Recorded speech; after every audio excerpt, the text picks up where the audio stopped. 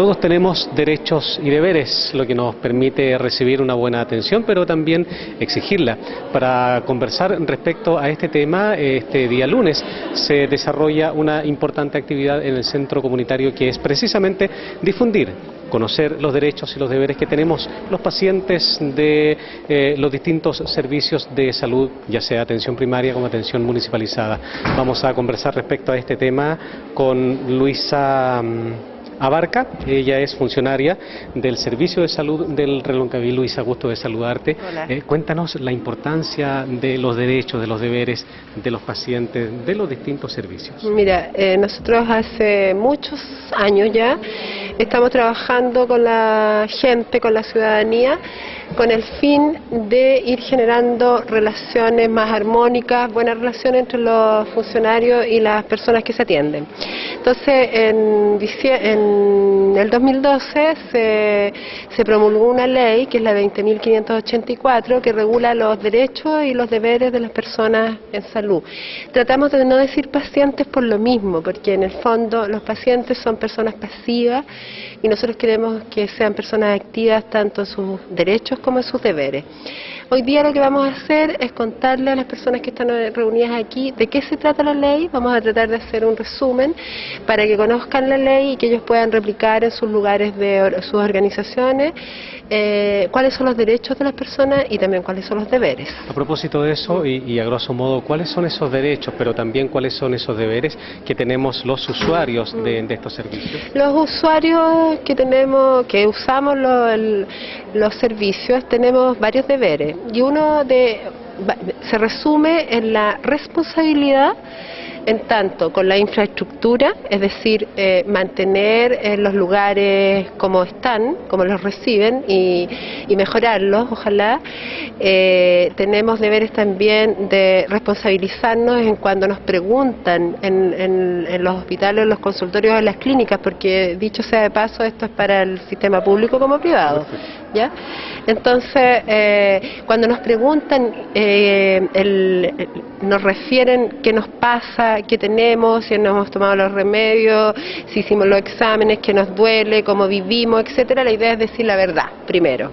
Ese es un deber, porque si no decimos todo, no nos van a poder hacer un buen diagnóstico. Esa es la responsabilidad del usuario. Esos son los deberes que tenemos como usuarios: cuidar la infraestructura, cuidar el lugar que nos cobija y, digamos, tener la responsabilidad con lo que tenemos que contar para que nos hagan un buen diagnóstico. Responsabilizarnos con el tratamiento, es decir, haga tal cosa, que uno lo haga. Y el otro deber es tratar adecuadamente a los funcionarios, es decir, sin agresiones, sin malas palabras, que es parte de las agresiones, es decir, mantener una relación adecuada con la otra parte, que son los funcionarios. Eso a grandes rasgos son los deberes. Y los derechos, nosotros tenemos derechos, el como que resume todo, es tener derecho a una atención digna, es decir, que cada uno de nosotros valemos como cualquier otro y por lo tanto tenemos la posibilidad de que nos traten adecuadamente, que nos den una buena información. El otro deber es informarnos también, me acordé. El otro deber es que nosotros nos informemos, no solamente esperar que nos digan, sino que cuando tenemos alguna consulta tenemos que preguntarla. Y el derecho, a grandes rasgos, son informar, que el servicio de salud, cualquiera de estos, le den la información adecuada a las personas, es decir, qué deben llevar para atenderse, dónde se atienden, los horarios, etcétera. El consentimiento informado, es decir, cualquier persona hoy día tiene derecho a que le informen sobre los procedimientos que le van a hacer y uno tiene derecho a decir sí o no. La única posibilidad en que no puedes decir no es cuando tu vida está en riesgo.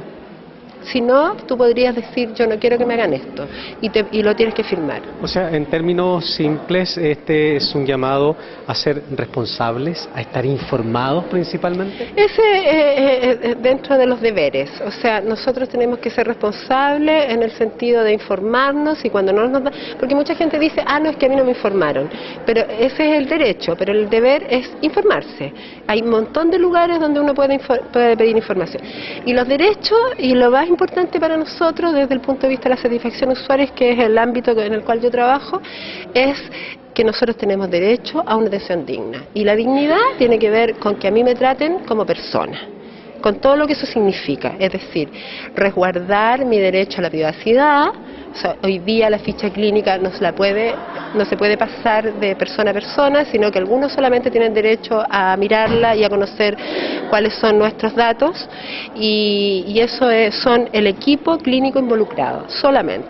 No puede haber otra persona, y además el paciente, obviamente. Incluso el paciente tiene que decir a quiénes de nuestra familia le podemos dar los datos. Y que sea recíproco. Exactamente. Por supuesto. Muchas gracias, Luisa. Bueno. Muy bien, Gracias. allí teníamos las palabras de Luisa Abarca. Ella es referente funcionaria del Servicio de Salud Reloncaví, entregándonos los detalles de esta actividad que se desarrolla en dependencias del centro comunitario. Estar informado y ser informado respecto a los derechos y también a los deberes es el principal objetivo de esta actividad que se desarrolla en el centro comunitario de Pantanosa.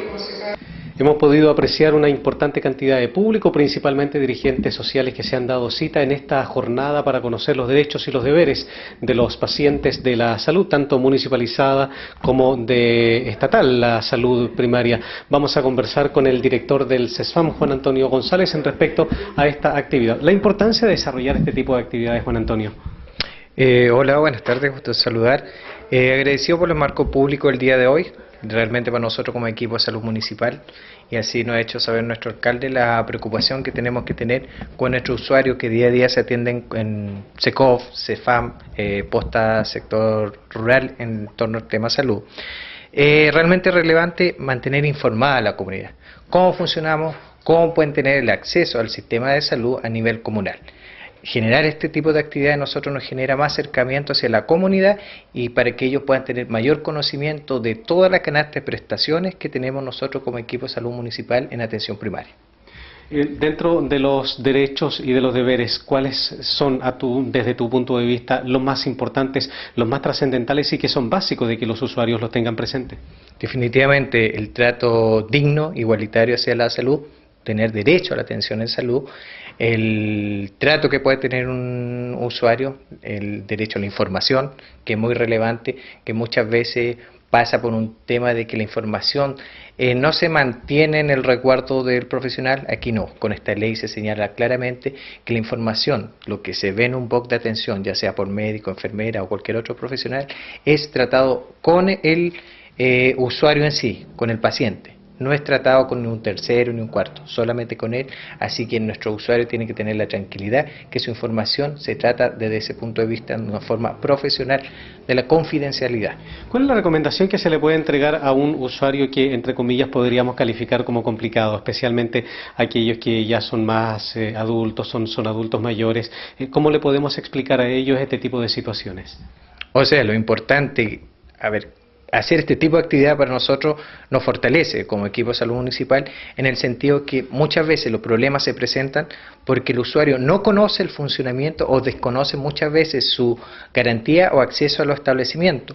Nos pasa muchas veces que un tema tan pequeño que de fácil solución, si el usuario hubiera estado informado, no se generarían esos roces. Por eso, la solicitud que le hacemos a nuestros usuarios es que ellos se informen de cómo estamos funcionando, cómo entregamos ahora. Recordar que nosotros dentro de la patología, que dentro del establecimiento GES, que se pueden considerar, tenemos todo lo que es la hipertensión, los diabetes, que los pacientes, los crónicos, que ellos tienen asegurados sus medicamentos. O sea, muchas veces se ha dicho que en el consultorio no hay medicamentos. No, yo puedo decir que efectivamente nosotros estamos trabajando en forma seria ese tiempo con un químico farmacéutico que nos ha ordenado bastante el tema de abastecimiento y nosotros día a día nuestros usuarios que se acercan tienen su medicamento, tienen asegurado su atención. Considerar que estos medicamentos GES es un indicador que nosotros tampoco no puede faltar, así que en el consultorio siempre hay. Sucede que de repente se nos va, se atrasa 1 o 2 días, pero rápidamente, ágilmente estamos velando para que no nos falte estos tipos de medicamentos. Normalmente la gente, y se produce la mayor cantidad de reclamos, son principalmente por la cantidad de horas que se entregan y los horarios. ¿Cuáles son estas indicaciones que hay que entregarle a la comunidad, al menos dentro del CESFAM? Bueno, actualmente tenemos una buena cantidad de horarios, nos gustaría tener más, ahí nosotros siempre estamos gestionando para ver la posibilidad de generar nuevos recursos humanos dentro del equipo, pero igual tenemos un establecimiento que igual espacio para incluir más recursos humanos se dificulta un poco, que en ese sentido igual estamos trabajando para proyectarnos con un nuevo CEFAM de aquí un par de años más, porque la comunidad frutillera así lo requiere, y actualmente señala que nosotros en promedio estamos entregando 23 cupos diarios de morbilidad, tanto sea médico adulto, médico infantil, recordar que tenemos pediatra, y esos cupos de morbilidad, la gente muchas veces no comprende morbilidad. Morbilidad para nosotros es la persona que tiene un dolor de cabeza, que tiene un resfrío y va a acudir diariamente a pedir su hora.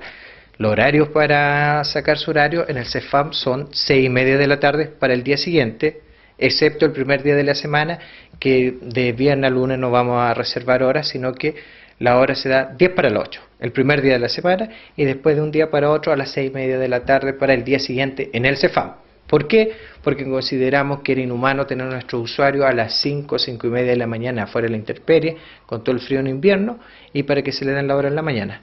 Ahora cortamos con esa lista de espera a esa hora de la madrugada, si nos quedamos la hora a las 6:30 de la tarde para el día siguiente.